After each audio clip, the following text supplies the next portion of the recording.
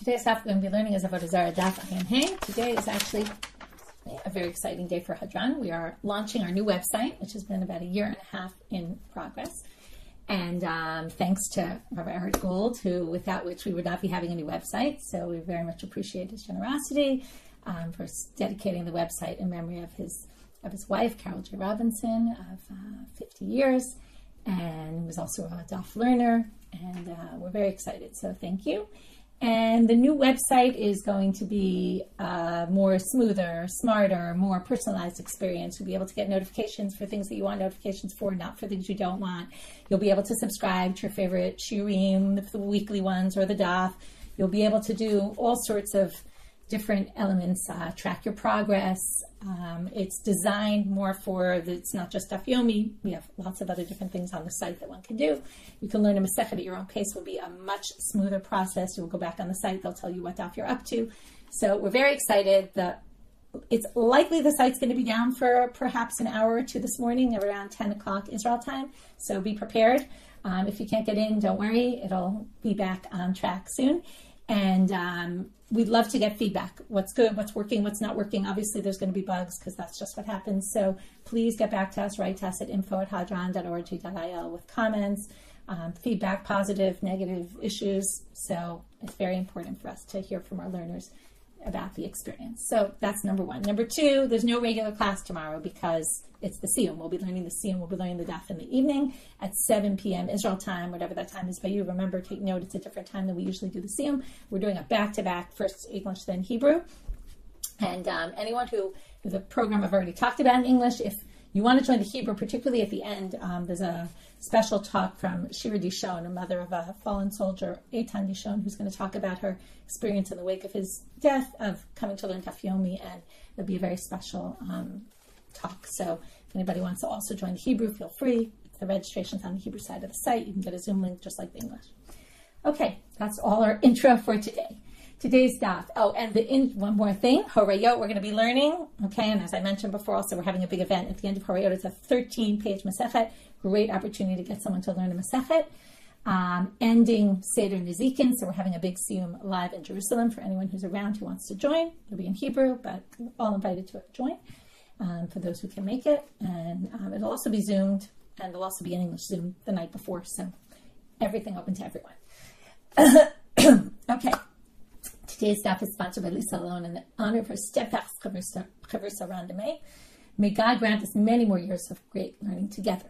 Today's daf is sponsored by Rachel Alexander Levy in memory of Jack Schuster, father of my chavrusa Rabbi Jordy Schuster.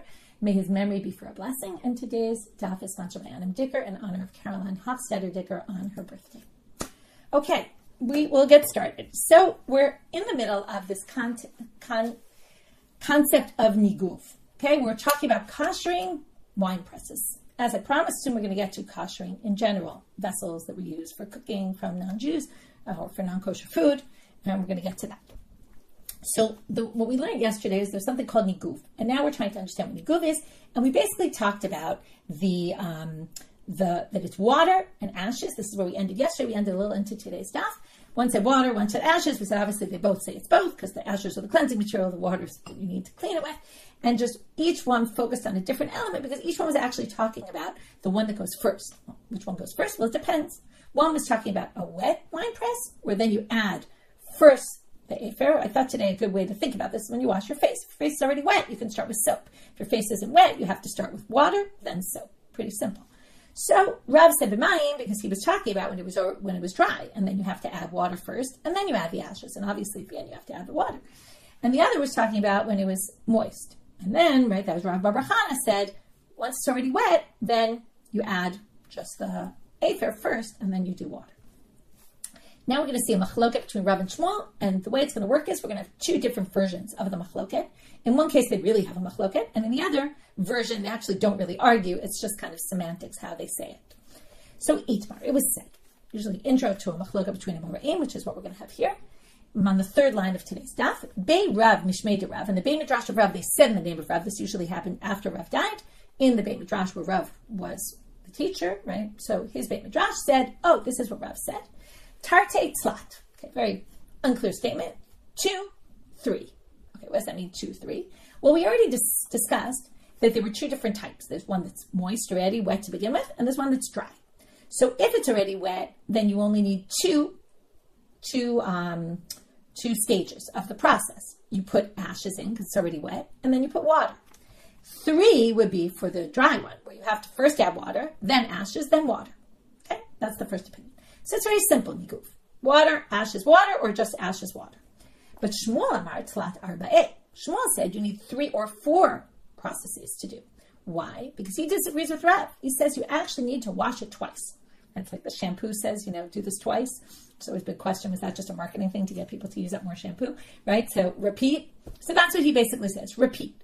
So he starts off, tlat actually starts off with the same as Rav, the dry one, the moist one, and basically do ashes, water, ashes. Do you need water at the end? Well, he just doesn't bother mentioning that. That's just to get rid of the ashes the second time. But it's not a critical part of the process, so he didn't mention it. So 3 is ashes, water, ashes. And 4 is water, ashes when you start with something dry.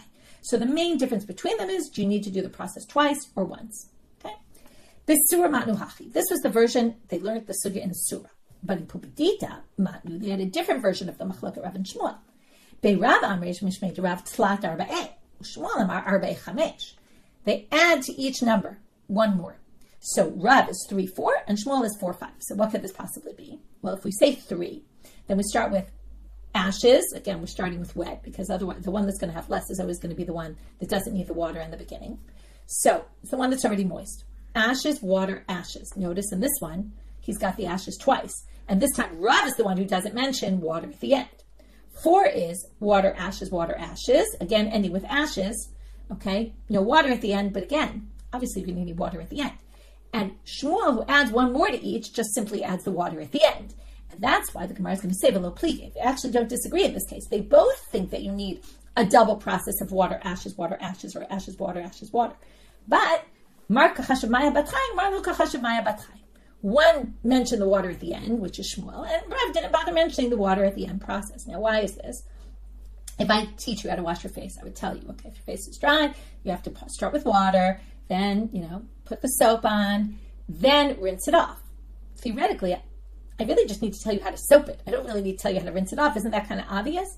So it's not really part of the process because it's already clean. You just have to get it off. I mean, you could say it's part of the cleaning process, and, it is because you get off the dirt in that way. But anyway, you can see why someone would not bother mentioning it because it's just kind of obvious and doesn't really need to be said. Next question for today. We're back to kashering, right? This is about describing the process. Now we're back to, again, different materials. How do we kasher them? So ba'amine, but again, we're still talking about the wine press right now. Until we get to the next Mishnah, we're going to be in kashering implements of the wine press. We're going to have a lot of words that not exactly clear what they mean, again, because it's describing words that were used in that time. Already the people who were defining them are not living in that time, but those same implements are using the same language, and therefore there's a lot of different interpretations. But we'll try to stick with kind of one approach here. Ba'amine, Rabbi Avahu, Hani gorge de aramai mai. Okay, gorge de aramai, they're called akalim in Hebrew. They're these wicker baskets, wicker nets, I would say, that were used in the wine press. They would, it kind of looks like a bit of a bag kind of thing, made out of these ropes. And then that are made of palm or something like that. And they would put the grapes or the olives in there after they treaded on them, or after with the olives they softened them, and then they would put something hard on top of them to get all more liquid out. Mai. So how do we kasher these if we get them from Aramai? Aramai is a non-Jew. Amalahu Rabbi Avahu Tinitua. So he says we're going to learn it from it's a Tosefta in Taharot. Okay, and what we're going to see is what's true. Okay, we'll see this at the end of the Tosefta. What's true for Tumah and Tara, for purification from something that became impure, will be the same process you go through for kashering from the wine. Okay, we're going to say it's the same idea. So here we're talking about the gat, which is the wine press, and the badin, which is the Beit Habad, which is the olive press. Because in our issue, we don't care about olives because olives are not kosher. But the yenesach is our problem. But in Tum and Tara, it could be either. So the gat and the Beit Habad, the implements, were impure. And the person wanted to purify their olive or wine press. Hadapin, which could be the planks that they would use to put on top, the boards that they would put down to put pressure to get rid of the more liquid out. V'ha'adashin, which again, different interpretations. It could be the stones that they would use. If you ever made olives, you press down on them on a stone to soften them and get out, to kind of crack them. So, and then once they crack, the liquid comes out better. So, adashim, v'halulavin. These are the brushes, like a broom is made from lulav, basically, like palm. They would make brooms out of palm fronds. So, lulavin, midichan. Okay. The first category, all you have to do is rinse, because these are not very absorbent materials. The whole issue here is how absorbent is the material. V'ha'akalim shel nitzarim v'shel bitzbutz. This is our akalim, which is the gorge, which is what we were talking about, these wicker nets that are made from nitzarim or bitzbutz. Okay, bitzbutz is hemp, and nitzarim are palm leaves. So these minagvan. Okay, the truth is it's unclear. Are nitzarim, right? I think they're palm leaves, but I guess the lulavim maybe aren't made from palm leaves then, I think, because these are made from palm leaves and they absorb more. So they need to be minagvan. Okay, they're ropes. They're basically make them into ropes. And then, so also because of that, it could be they absorb more, even if we said the previous one was also made from palm. So those minagvan, they need niguv, which is the process we talked about, the ashes and the water. So now we have our answer to our question, assuming we say the comparison, which I already told you we will. So if this is the way you purify them, it's the same thing for how to kasher them, and there's your answer, niguv. But we're continuing anyway. Vishal shifa, vishal gemi, these are bulrush and reeds, which grow near the water, and therefore the assumption is they absorb more. They're more absorbent. Miyashnan 12 chodesh. They have to be left to dry for 12 months. Okay, that's how you purify them. You just leave them for a long time, and the purification, I guess it's a little weird because purification doesn't really just leave, but that's enough to basically dry out whatever was in there that was impure, and now it's done. Rabban Shimon Gamliel omer, and when it comes to wine for the kashering, it would be the same thing. Once it's dried out, it's really not there anymore. Umibad labad. Rabban Shimon Gamliel omer, menichami gad lagat umibad labad. He disagrees and says you actually have to leave them from one season to the next. So from the winepress season to the next winepress season, or from the olive season to the next olive season. To which the Gemara says, Hainutan kama. They would take a break and the Tosafta from it to say, wait a minute, we're saying the same thing. Because the seasons were a year. 1 year, and then they would do it the next year. It's the same thing as saying 12 months. The difference of opinion between them is, what if it was an early season 1 year and a late season the next year? Okay? Then, or an early season 1 year, regular season the next year, or late and then early, or whatever it might be. Then the second opinion is going to say it goes from season to season, which could actually be more than a year. You'll have to wait. It could be less than a year. And the other person says, no, it's 12 months on the calendar. It has nothing to do with when you're... This, by the way, reminds me a little bit of waiting between meals. How long do you have to wait? So the opinion of the Gemara is from meal to the next meal. And then from there, there's, right, get to 6 hours, and because that's what the typical meal is. But, you know, one is really from meal to meal, or is it time on the clock, right? So let's say you eat your meal within 4 hours. Would you say, oh, that's already, I can eat dairy. So anyway, it's similar. Idea here, do you go by the calendar, or do you go by the season? Rabbi Yossi omer, right? It's actually interesting to say the season if it really has to do with time, because you would think a certain amount of time would need to elapse. But it could be they also want to make it easier for people. Let's say you were late 1 year and then you're not going to be able to use your gut the next year. So, you know, they kind of said, well, it's just like the waiting between milk and meat. You know, it's because the meat is stuck between your teeth or the taste in your mouth. You know, when you're already close enough, it's not the biggest deal. Okay, Rabbi Yossi omer. Rabbi Yossi suggests, if you want an easier way to do it rather than waiting for so long, let's say you want to, you still want to use it this season. If you want an immediate solution, though, you can scald it with boiling water or with water that the olives were boiled in, which is also some sort of boil. You know, they would boil the olives to soften them, and then you can take that water and throw it on, and that would kasher it. Rabban Shimon Gamliel omer mishum Rabbi Yossi omer. That was just Rabbi Yossi's suggestion. Now Rabban Shimon Gamliel quotes Rabbi Yossi, giving a different suggestion. Minichan tachat sinor shememav mekachin. You put it under a hose, basically, or a pipe. Right? They didn't have hoses probably like we do, but a pipe where the water is just running. Okay, so let's say there's rainwater dripping from somewhere. So you leave it under that pipe with water streaming from. Or you put it in a stream where the water's just going. If there's passing water, even though it's not hot, if the water passes over it, Vikama, for how long? Okay, there obviously has to be a certain amount of time. 1 minute probably won't do it. Onah. Onah, we're going to see, is a half a day. Okay, we'll talk about it in a minute, how we define onah. Now, the Tosefta now says, so just like they said, this is the way to kasher things for yenesech, this is what we say for taharot. That's a very strange line, which the Gemara jumps on it and says, Klape Laya. What do you mean? It should be the reverse. But taharot chamina, our topic of this Tosefta wasn't yenesech. The topic of our Gemara was yenesech, and we brought the Tosefta about taharot to teach us about yenesech.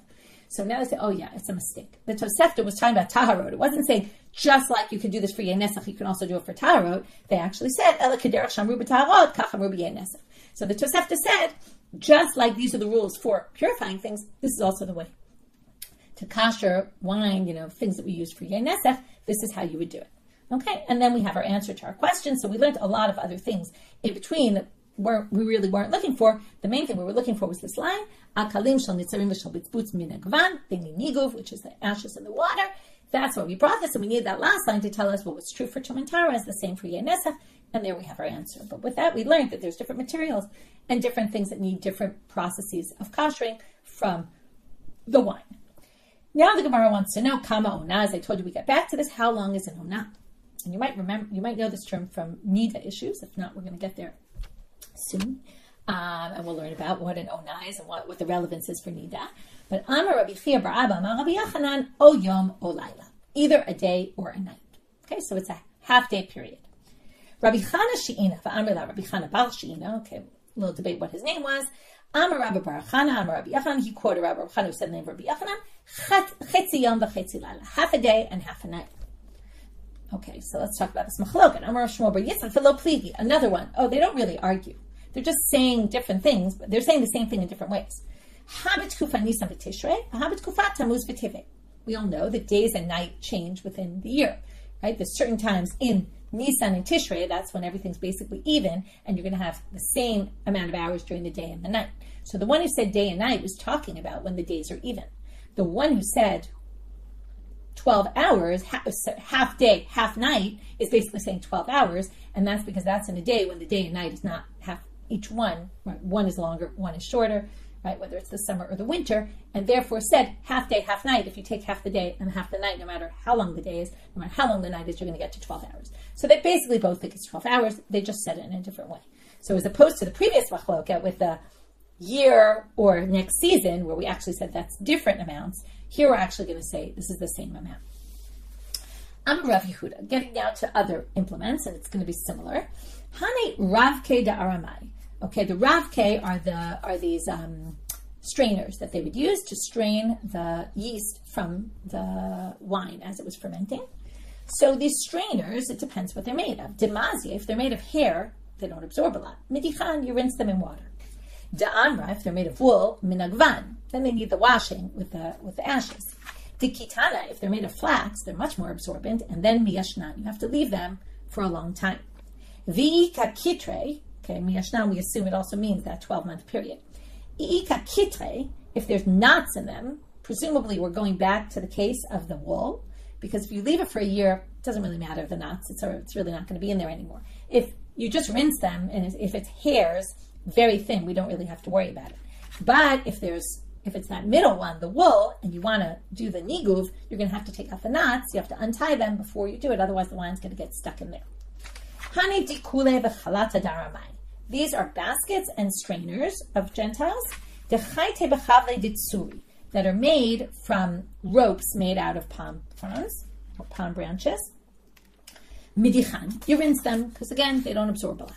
Titzavta minagvan, if they're made from reeds, we saw already before, they're more absorbent. You have to dry them. Again, the niguv is not drying; it's the ashes. Okay, we're at the top of Amabet now.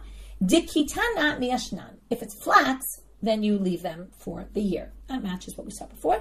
V'it bekitre sharilahu, and again, if they have knots in them, going back to the ones that are made of reeds, if they're knotted up and you're going to do this niguv, then you're going to need to untie the knots before you kasher them.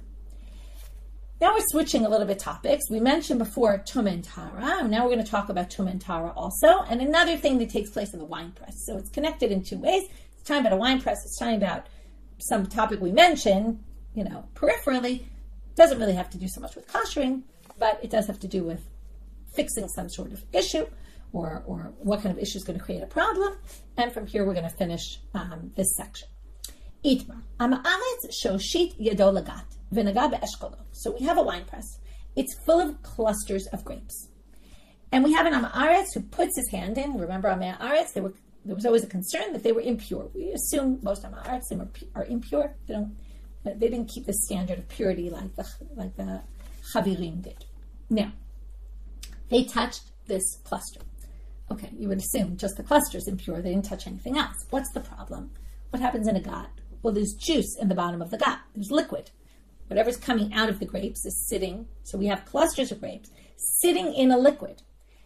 Theoretically, that might mean that everything sitting in that liquid is combined with each other and looked as one item.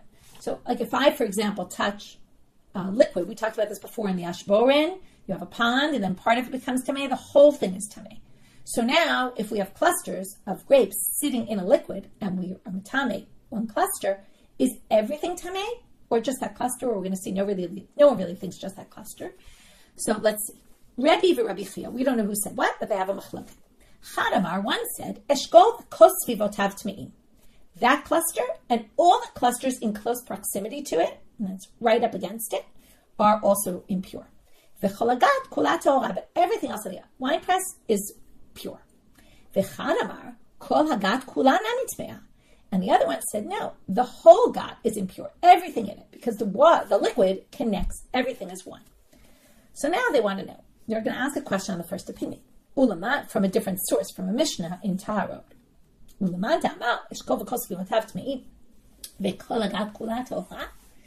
you're going to say that only the eshkolot right near, only the clusters right near it, but nothing else, how is this any different from what it says in the Mishnah?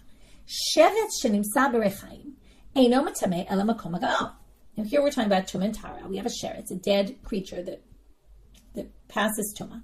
If it's found in the rechaim, now the rechaim, according to Rashi, we're talking about not a rechaim where you grind, a mill where you grind flour, but we're talking about a mill where they would grind the olives, okay, where they would basically kind of crush them in order to start getting out the liquid.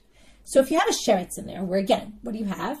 Olives with liquid, sitting in a liquid. So first of all, if it's in the rechaim right now without any liquid, and it's just you put them in to start crushing them, there's no liquid yet, wherever it touched, the sheretz touched, that's impure, nothing else.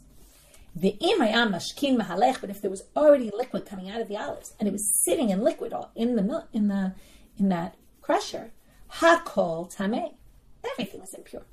So how do you explain the opinion that said just the clusters nearby? Shouldn't this be exactly the same as the olives? To which they answer, no, it's not the same. Hatam lo mafsik v'lo midi. Hacha mafsike eshkolot. There you just have single olives. They're not attached to each other. They're not in clusters. So they're all just sitting in the liquid, and therefore they're all viewed as one. But here you have cluster, cluster, cluster, cluster, cluster. Each cluster kind of separates between itself and the next cluster. So they're viewed, actually, it's almost because there's grouped items in there. It's actually a little hard to understand exactly why this makes a difference. But it seems because they're grouped in clusters, and there's even like something external, which is the stuff connecting all the items to the cluster, that creates a separation. And that's why, now, here comes the tricky part, which the commentaries all ask, which is, not all, but a bunch of them ask, well, if that's the case, then theoretically only the one cluster should be a problem. Why are the clusters immediately surrounding it a problem? So that's a good question. I'll offer a possible suggestion, which is maybe if the Amaretz touched that, we're concerned that maybe he touched the ones right nearby also, and therefore we'll forbid those as well. Right? Anyway, this whole thing is just, we don't even know for sure he was tamei, but we're going to be concerned maybe, and then maybe he touched something really around it. Or maybe you need a cluster to separate it from the other one, and maybe the one right next to it is not separated, but that one separates it from the one beyond it. Okay, so that's how we have this machlok. So we can explain it, and now we're going to have a ruling about what we actually do in Israel. Overlay Rabbanan, Rabbi Yirmiyah, the rabbis in Israel taught Rabbi Yirmiyah because he was living in Israel. They taught him the Amrila Liberay to Rabbi Yirmiyah. Some people say they taught his son.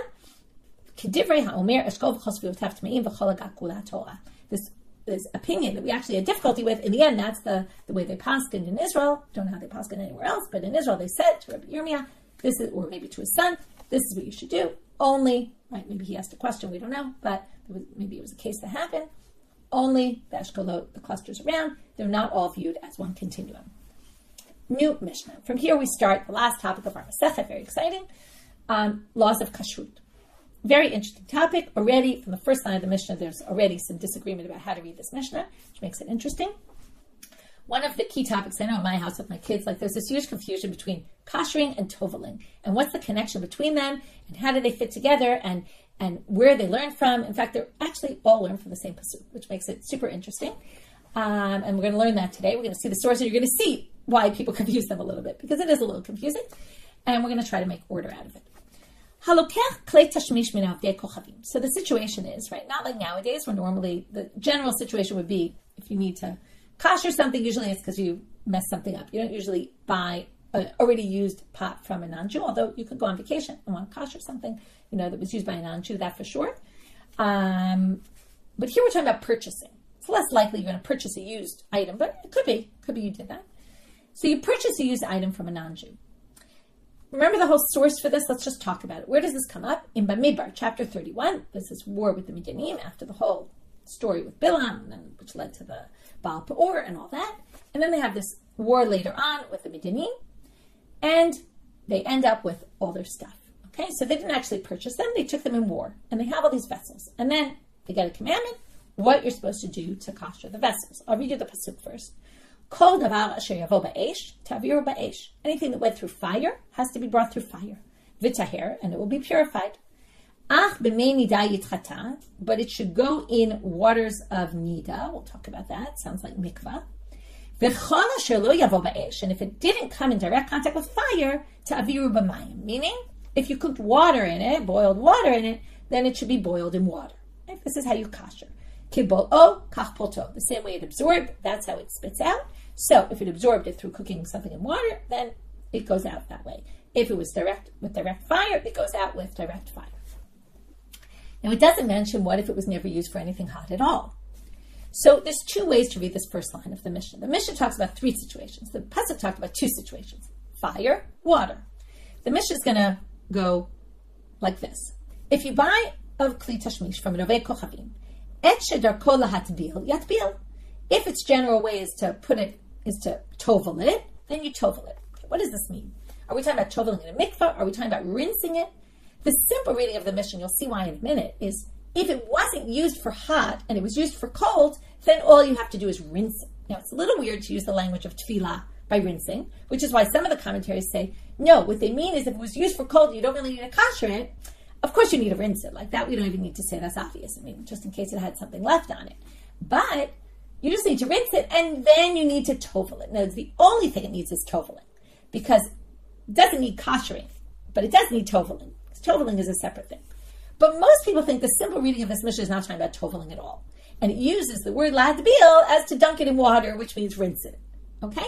And that there's three kinds of kiving. One that wasn't used for hot, one that was used with water, one that was used with fire, and we're going to go through the list right now. So let's just go with the simple reading. It doesn't really make a difference, because in the end you need tefillah also, but it could mean, right, if it was used in cold, then you just rinse it in cold water. Lahagil, if it was used for hot, boiling water in it, yagil, then you boil water in it, right? You boil the pot in hot water. Right? That means if you have a small pot, you put it in a bigger pot, right? Whatever it is, you put it in something bigger. We'll talk about tomorrow. What if it's too big and it doesn't fit in another pot? How do you kasher it? That will come up tomorrow. Because tomorrow will be more kashering. Today we're actually going to end up dealing in most of the sugya about the mikveh issue. Toveling. Lilabein ba'or, yilabein ba'or. And if it was used with direct fire, then you put it under direct fire. And therefore, hashapud ev ha'askala. These are two things. This is like a spit that goes directly on the fire, and the askala is some sort of rack that they would grill things on. Milabnan be'or. They come in direct contact with fire. You're going to have to put the direct fire on them. And then they add this thing about a sakin, which we'll talk about tomorrow, a knife. Shafa v'hi tohora. You polish it, kind of like sand it down a little, polish it, and that's how you fix the knife. Okay, we'll get to the knife tomorrow. So now the Gemara starts off assuming, we don't know. Maybe the Mishnah was talking about tefillah, and it was basically saying, well, if it doesn't need any other kind of kashering, you at least have to tovel it. Or maybe it wasn't. Maybe it was really not talking about toveling at all, but comes a braita about our Mishnah and says, Tana v'kulan tzrachin tefillah b'arba'im se'ah. By the way, besides kashering, they also need toveling. Okay, don't forget about that element. Like the Mishnah was talking about kashering, but there's also an element that they have to go in a mikvah that has at least 40 se'ah of water. Right? Remember, we've learned this. That's the size of a mikvah, a kosher mikvah. Right? Which means you can't just put it in, dump it in a little, bowl with water. It needs a kosher halachic mikvah. Where do we get this whole mikvah thing from? And for this, we're going to see two phrases from the same pasuk. We're going to have two different drashot here from the pasuk we read before. Amar Rava, the first one is Amar Kra, Kol davar sheyavo ba'esh taviru b'mayim v'tahel. Anything that came in fire. I'm sorry. Did I say mayim? I read that wrong. Kol davar sheyavo ba'esh taviru ba'esh. Anything that went in fire, passed through fire. V'taher, and purify it. You don't really need that word to purify it. Obviously, why are we doing this? To purify it. Hosif l'cha katuv tahara cheret. That word v'taher is unnecessary. It's to tell you there's another process of purification. If it went up in Hebrew, it's going to go up hopefully later today in English. Very short gethet on what's the reason for tefillah and different approaches in the Rishonim. It's with Shalhevet Schwartz based on Rabban Shimon, shir, which was in Hebrew, about basically this idea of what is the purpose of tefillah b'mikvah. What are we doing in this process? And based on a Machlokes Rishonim, she has this theory about some different approaches to how to understand why we do tefillah. It's one of the hard things to understand, this halacha of tefillah. So it's a highly recommended shiur. It's short and recommended to listen to. In Hebrew it was 12 minutes. So imagine it'll be pretty short in English as well. Okay, so now we have, there's some extra process of Torah required, which again, the Gemara doesn't get into, and that's why I'm not going to get into it here. But there is some other reason for it. We don't really know, but it requires some other process of purification. Tani bar kapara. Here's a second source. Mitoch shene'amar b'mei nida. Okay, so right after it said v'taher, it said ach b'mei nida yitchata. Ach is a strange word. Ach just means but, as if like we're going to say like veer from where you thought we were going. That's exactly what this drasha is going to say. Mitoch shene'amar b'mei nida, because it says mei nida, like purification waters. Shome'ani, I would have thought, if I tried to take something comparable, what would I do? Well, where else do we have some sort of purification of vessels? It's when a vessel becomes in contact with a dead body. It needs a purification. What kind of purification? You need the mechatat, the paraduma waters, the red heifer waters. And for that, you have to sprinkle on the vessel on the third day and on the seventh day, just like a person who becomes impure to a dead body. So I would have thought that's what you need to do with these vessels. Talmud Lamao, chilek. Ach comes to say, no. Don't think what you would have thought. It's different. Ach is always but not what you would have thought. It doesn't need 3 and 7. It just needs 1. Imke, mata melomar b'mei nida. So then why does it say b'mei nida? Mayim shanida tovelet b'hem have omil 40 se'ah. Nida is to teach you the waters that the nida goes in. What is that? A mikvah. Everybody knows the nida goes in the mikvah. That's clear from the Torah. It says so. And it doesn't say in the Torah it's 40 se'ah, but the rabbis defined that's the size of a kosher mikvah. Also, your kli has to go in a kosher mikvah of 40 se'ah. That's the second drasha. So one is from the extra word v'taher. We learn it has to go in the mikvah, and one is from this mei nida yitchata. Or ach b'mei nida yitchata. So now the Gemara is going to go through, right? Sometimes we just say there's 2 different opinions, but they're going to combine them and say, why do we need them both? It's derech.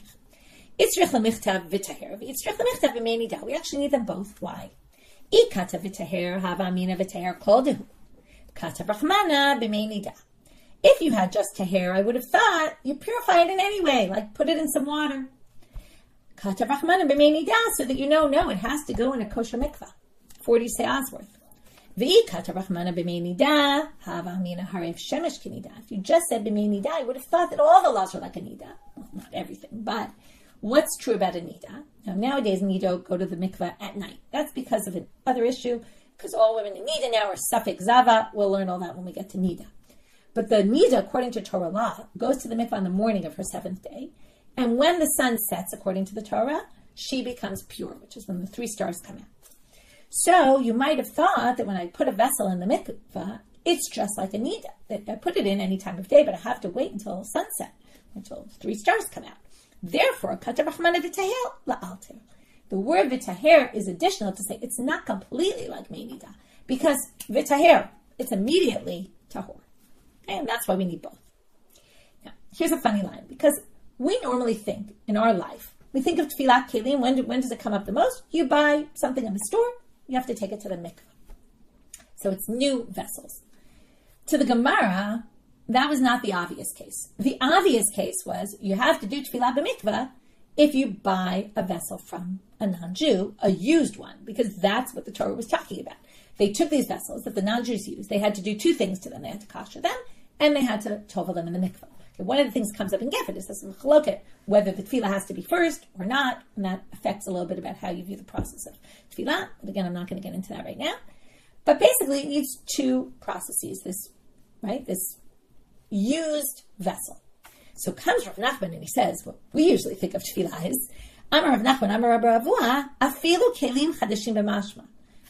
You should know that this also applies to new vessels, okay, right? If I would ask you, you would have said the main halacha is new, and then, also if you take an old one. But no, the real halacha comes from the Torah of old vessels, used vessels. But he's saying, even new ones. How do I know that new ones need to go to the mikvah? It's like the chiddush for him. Interesting proof. He says if you take, let's say, the spit, and you kasher it, and you put it in the fire, it comes out like new, basically, because you basically burned everything off of it and turned it into something that's as if it was never used. And yet it needs tefillah.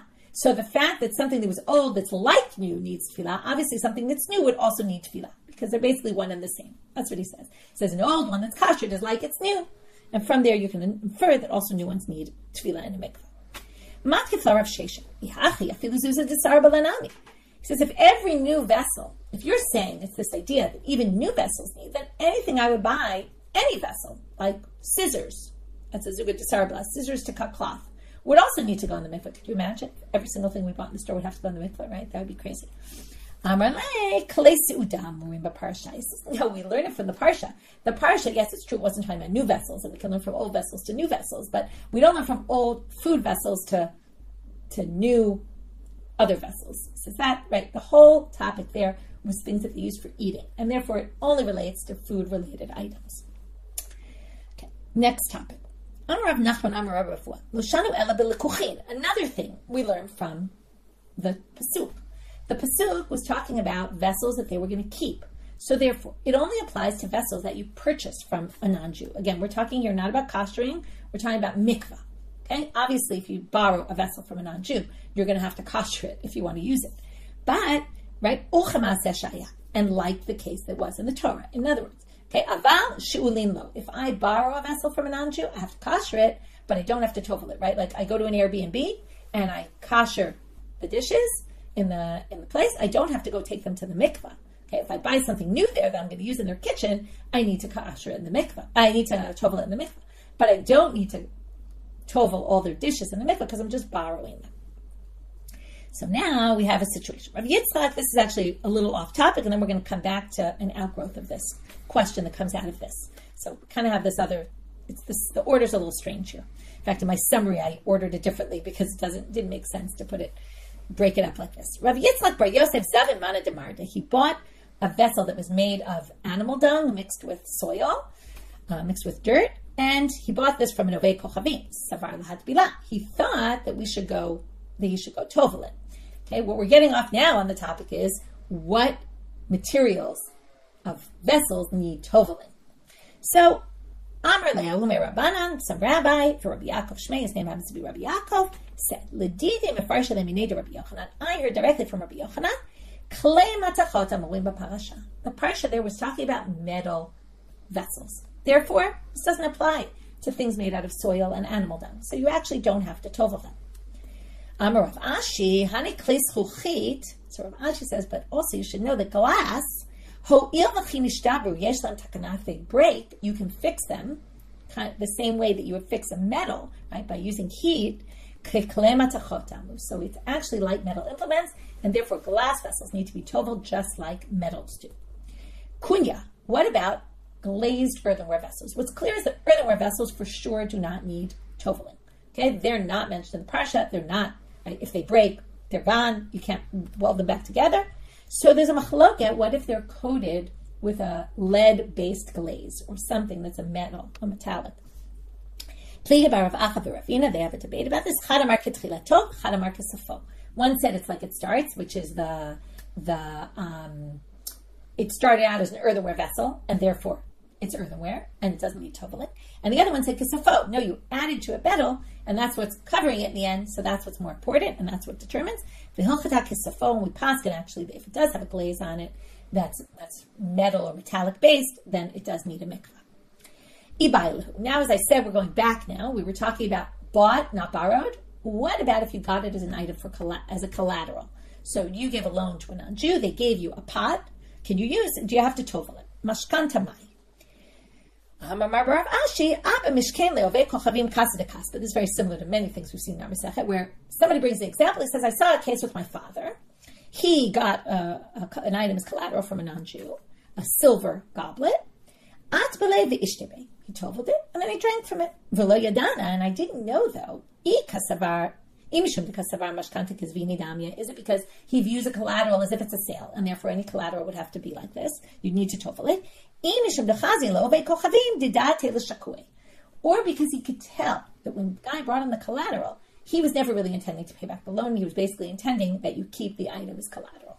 So he didn't know then what you say about a regular collateral, that it wasn't so clear they were leaving it with you permanently. Would you have to or not? And we're left without an answer. Tana Rabbanan. We're now going to quote a braita that really only interests us the end part. The beginning part is really just a repeat of what we saw in our Mishnah, although the whole problem with our Mishnah was it brought 3 cases, and we weren't sure if the first was something cold and that needs to be rinsed, or the first was it needs to be toveled in a mikvah because it doesn't really need kashering. In this case, we're going to have 4. It's going to start with mikvah, cold, hot water, and then fire. But the real important part that we're going to delve into is the last part. So the beginning is very simple. It's just a repeat. Tana Rabbanan. Halokech klei tashmish min ovdei kochavim. If you buy a vessel from a non-Jew, dvarim shelo nishtamesh b'hem, if they never used them before, matbilam v'hem tolim. Okay, those don't need anything. They've never been used, but they do need tefillah and a mikveh. You just don't need any sort of kashering process. Dvarim shenishtamesh b'hem al yidei tzonein, if they were used for cold, like kigon kosok, kitoniot, utzlochiot, right? So any sort of cup or any sort of jug that only cold things went into. Midichan u'matbilan v'hem tori. You rinse them and you put them in the mikveh and everything's good. Dvarim shenishtamesh b'hem al yidei chamin, if you used hot water, kigon hayorot hakumkum asinum nechameh chamin. Okay, all sorts of implements where they would boil water in them. Okay, a yoreh is a big cauldron, a kumkusim is a hot water boiler, and nechameh chamin is a samovar. If you've ever seen those. I'm sure you've seen them, you just might not know what they're called. You can Google them. Samovar. It's another like hot water boiling ancient thing. Mag'ilanu matbilan behen torin. So you do have to do hagala, which is what we call the boiling water in them, dunking them in the mikveh, and they're torin. Dvarim shenishtamesh ben al yedei, all things that we use with direct fire, kigona shapudim v'askola, the ones we saw before, the spits and the racks. Milabnan umatbilan v'hen tovin. So there you have to come in contact with direct fire, and you have to put them in the mikveh, and they're pure. V'kulan shenishtamesh behen ad shelo yatbil v'shelo yagil v'shelo yilaben.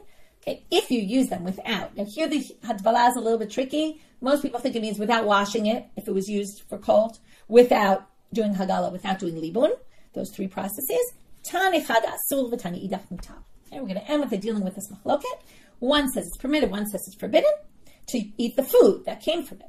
So now the question is, what's the machloket here? Lo kasher, they said it's not a contradiction. It's that hakiman damar no ten tam lifkam asul, the hakiman damar no ten tam lifkam mutal. Going back to this machloket we saw Rabbi Shimon and Rabbi Meir about no ten tam lifkam, it gives bad flavor.